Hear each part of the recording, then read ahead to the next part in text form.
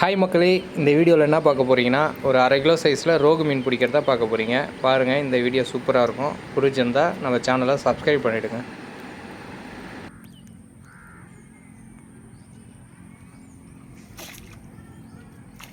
அப்பா எத்தனை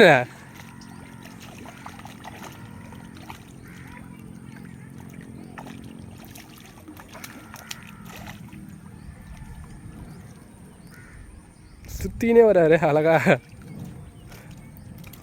நீ போட பத்துலேருந்தே இருக்குது இது.